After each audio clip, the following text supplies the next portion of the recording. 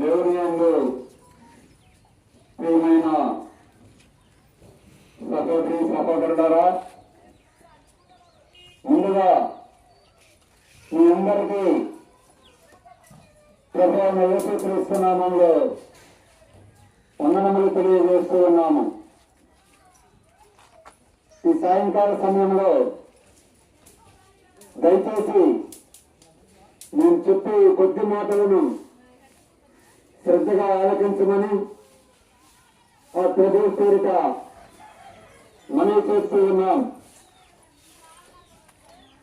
పరిశుద్ధ బైబిల్ గ్రంథంలో ఒక మాట రాయబడి ఉన్నది.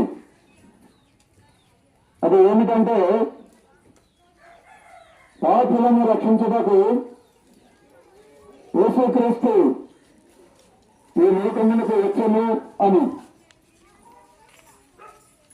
ఎవరు పాపులు అనగా ఏ భేదమో లేదు, అందరూ పాపం చేసి ఉన్నారని బైబిల్ తెలియజేస్తూ ఉన్నది. ఈ లోకంలో ఎన్నో భేదాలున్నాయి. భాషా భేదము, రంగు భేదము, ప్రాంతీయ భేదము, ఈలాగున అనేక భేదాలు ఉన్నాయి. అయితే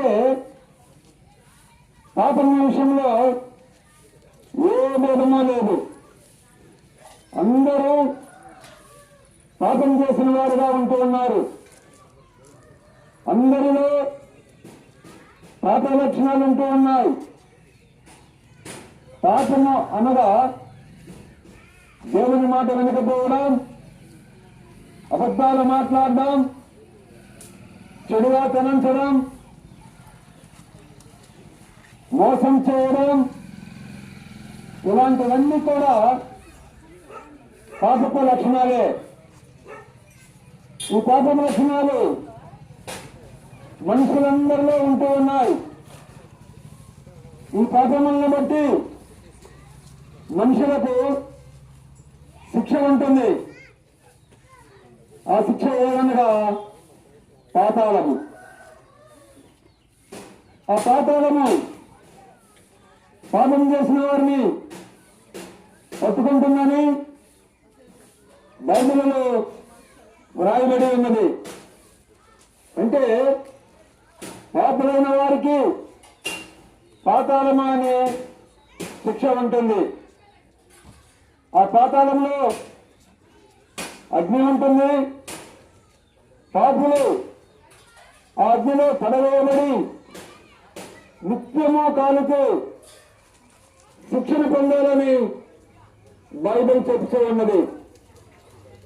అయితే ఈ శిక్ష నుండి పాపులమైన మనం తప్పించబడాలంటే, మనల్ని పాపం నుండి తప్పించుటకు, పాపం నుండి రక్షించుటకు యేసుక్రీస్తు ప్రభు దేవుడయ్యుండి కాలము పరిపూర్ణమైనప్పుడు ఈ లోకానికి వచ్చాడు.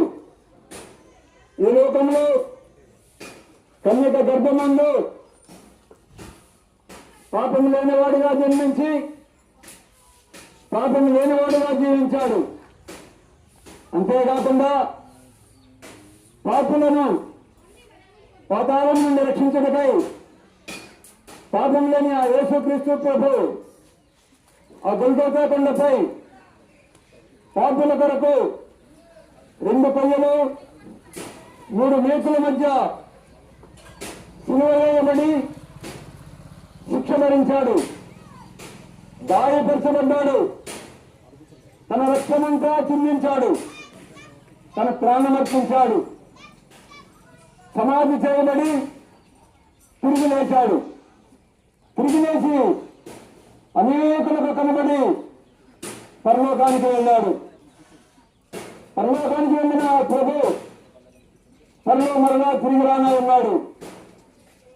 పాపుల కొరకు శిక్షణ ధరించిన యేసుక్రీస్తు నుండి విశ్వాసం నుంచి పాపము ఒప్పుకొని క్షమించమని హృదయపూర్వకంగా ఆ ప్రభువుని ఎవరైతే అడుగుతారో వారిని ఆ యేసుక్రీస్తు ప్రభు క్షమించి తన రక్తంతో వారిని పరిశుద్ధపరుస్తాడు.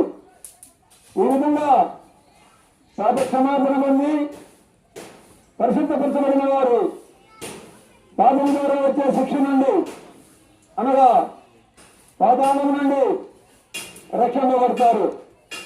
అంతేకాదు ప్రియ సహోదరి సహోదరులారా, ఈ లోకంలో నిజమైన శాంతి సంతోషం కలిగి ఉంటారు. నిత్యం సంతోషం ఉండే పరలోకానికి వారసులుగా చేయబడతారు. కాబట్టి ఈ విధంగా ప్రభువును నమ్మి పాపాన్ని విడిచిపెట్టి ప్రభు కొరకు జీవించాలని మీకు ఆ ప్రభు పేరిట మనం చేస్తూ ఉన్నాం. ప్రభు అయిన యేసుక్రీస్తునందు విశ్వాసం ఉంచుతో అప్పుడు నీవును మీ ఇంటి వారును రక్షింపబడతారు. కాబట్టి ఇంత గొప్ప రక్షణను మనము నిర్లక్ష్యం చేసిన ఎడల శిక్ష నుండి ఎలా తప్పించుకుంటామో ఒకసారి ఆలోచించండి. కనుక ఈ దినమే ఈ క్షణమే రక్షణ దినం, రక్షణ సమయం. కనుక ఈ మాటలు ఆలోచించిన మీరు యేసుక్రీస్తు ప్రభువుపై నమ్మకం విశ్వాసం నుంచి అనేక మేలులు దీవెనలు పొందాలని ఆ ప్రభు పేరిట కోరుచున్నాము. ఆ ప్రభు మిమ్మల్ని మీ ఇంటి వారిని ఈ ప్రాంతంలోని ప్రజలందరినీ కూడా దీవించాలని ప్రార్థిస్తూ ఉన్నాం.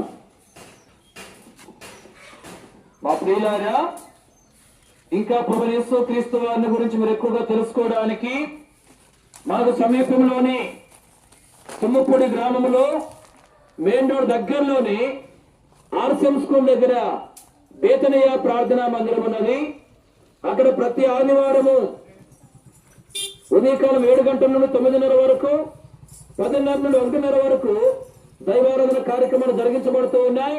వారంలో ఎప్పటికీ జరిగించబడుతూ ఉంటున్నాయి. మీ అందరినీ ప్రేమతో ప్రభు అయిన యేసుక్రీస్తు నామములో ఆహ్వానిస్తూ ఉంటున్నాం. ఈ స్థలాన్ని విడిచి వెళ్ళక ముందు మీ క్షేమం కొరకు మేము ప్రార్థన చేస్తాం.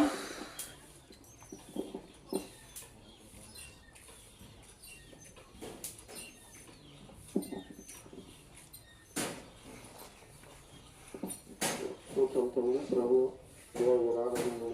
తండ్రి స్థానంలో మీకు తోడున్నారు, రాకపోక తోడున్నారు తండ్రి. ఈ జనం ఎంతో మంది తండ్రి అయ్యా రోగంతో బాధతో అక్కడో స్వస్థపడుతున్నారని ప్రార్థిస్తున్నారు తండ్రి. అయ్యా ఎంతో ముక్కులు నాలుగు స్వస్థపడుతున్నారు పనులు మీ సాయం మనం వేసిన ప్రార్థిస్తూ పడుతున్నాము తండ్రి.